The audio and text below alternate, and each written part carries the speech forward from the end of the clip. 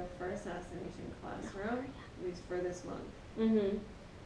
So we're going to end the month with another teacher, Irina Jelavic. So the students, though, also refer to her as Professor Bitch. Yes. Both as a play on her name and her not the nicest of personalities.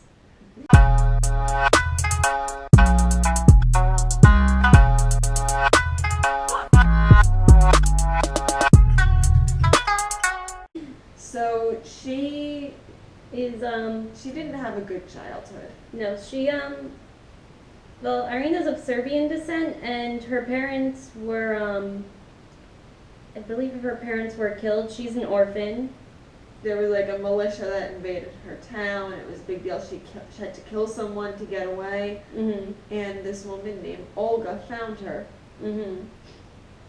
And she brought her to this famous assassination dude, Lovro. And they gave her a choice. You come with us, you become one of us, or we'll find a refugee camp, but and you can live a peaceful life, but these scars will never leave. So she goes with them. Olga taught her every seduction technique in the book, and probably some more. Mm-hmm. And Lovro taught her assassination stuff. So, if she does a full frontal assault, she's not very good. Mm-mm. But with infiltration, seduction, and just plain tricking people, she is undefeated. She is very good.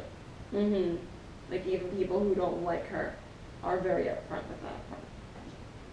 Right. So, when she's first introduced in the series, she's there to take out Koro-sensei, and as we said before, he's a boob guy. And she has a pair. So it does look like it's working for a while. That and her seduction skills are playing to her advantage too. Yeah. But, alas, she fails. Which she's not very happy about. No. So, but, she does start bonding with the students eventually. She serves as their English teacher. Yeah. She's actually pretty good at it once she actually starts doing it. So Fairy and I have had discussions about how good her people skills are, because Fairy used to be of the opinion that she wasn't very good. Mm-hmm. But then I pointed out her job is being good with people. So it's more if she's on the clock, she's good at manipulating. But when she's not, she doesn't really care enough. Mm-hmm. So it's a bit of a mixed thing, whether she's good with people or not. Mm-hmm. But there is, so early on in season 2, she does briefly betray everyone. Yes. To this really good assassin, because she's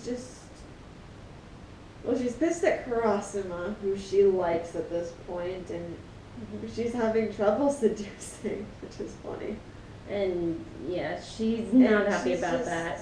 She's just not happy with her life at the moment. Mm-hmm. And so she gets offered this chance, and she takes it. And the kids get put in a lot of danger, and she kind of looks unhappy about it, but she's still willing to go through with it. Mm-hmm. And she just makes life very hard for them for a bit, but it only lasts for a couple of episodes.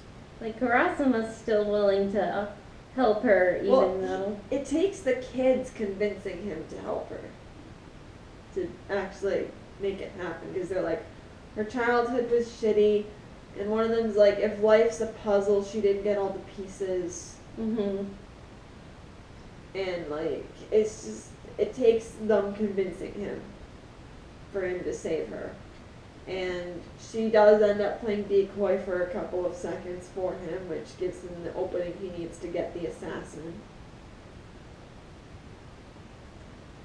And yeah, so that's how that ends. And she does go through a shift in her character. She starts dressing more normally, because before she did, like, she had everything important covered, but she still dressed kind of provocatively, I guess. Yes. She would wear, you know, tight skirts, tight tops. Now she's wearing like a sweater and stuff, and it actually makes her look cuter. Yeah. Which even the students point out. But, you know, she's just a lot calmer now, I guess. Not as much of a bitch. No, so. And, like, her compassion for the kids only grows, like, towards the end, she even tells Kurosama, no matter how this goes, the kids are going to be damaged. Because if someone else kills Koro-sensei, they'll regret that forever. And if they kill him, there'll be consequences on their psyches for that. And then he's like, you don't really have the mindset of an assassin anymore. Why don't you come work for, you know, the government organization I work for? And, you know, she points out that given what she's done, you know, as assassin, she's not really meant for that. And, like, they have this little conversation on it, and he basically invites her to live with him. Which she freaks to figure out, because he does it in such a roundabout way. She freaks out. Yeah, because they're not married or anything, and it is really funny, because he's just so casual about it.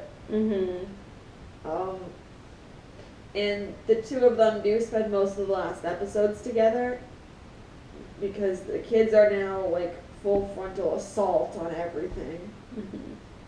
And they're just kind of more in the background. But they are there for Koro-sensei's final moments.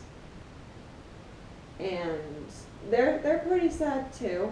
And then we find out after the time skip, Kurosama has moved up in his organization. Irina has joined it, and they're married. Yep, and they have a daughter. They do, although it's not mentioned in the anime, but they have a daughter who at that point of time is in kindergarten. She apparently has a harem, so I'm pretty sure she takes heavily after mom. Yeah, I mean, don't get me wrong, Dad wasn't bad looking either, but... I meant more personality-wise. Well, yeah, personality-wise. If she has a harem, then yeah, she took after Mom. Yeah. Alright, so I suppose we should hit the sections now.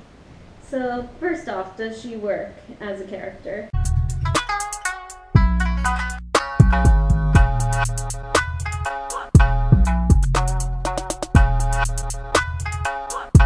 Yeah. She's a good example of some skill sets that assassins have. You know, she's strong in some areas, weaker in others, but as a human, you know, if you're going to focus on developing one set of skills, your others aren't going to develop as much.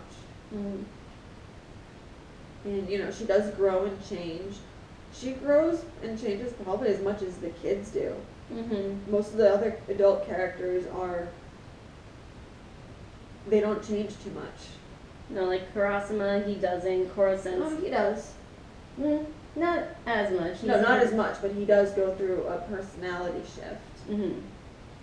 It's just hers is as, for lack of a better term, dramatic as the kids. So yeah, so I think she works as a character because she grows, she changes, she's good at things, she's bad at things. We see She doesn't annoy me with her very presence. I enjoy her screen time. And it is funny to see how the kids annoy her in the beginning. Yeah. So next section is, does she work in her setting?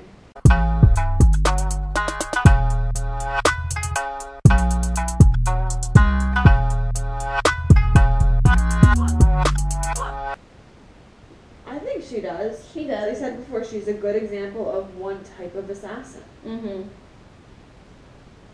Although she is very young, partway, in the very beginning of season 2, she's turning 21, I think. Yeah. So that's very young. So that does seem odd to me.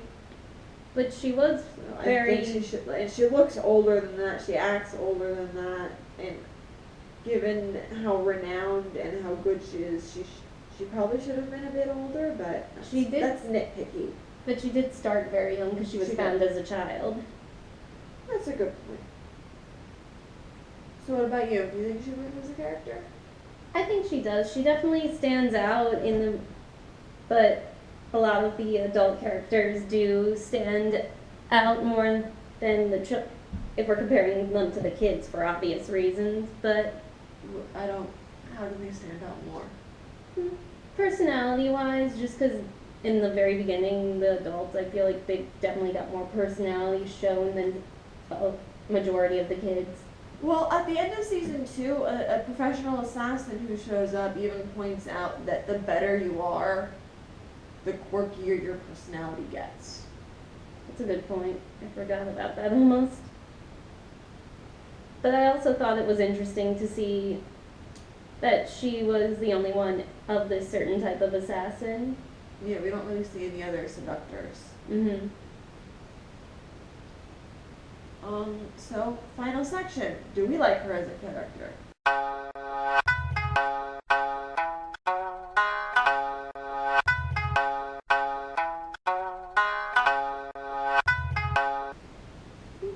I was kind of iffy about her in the beginning, but she grew on me.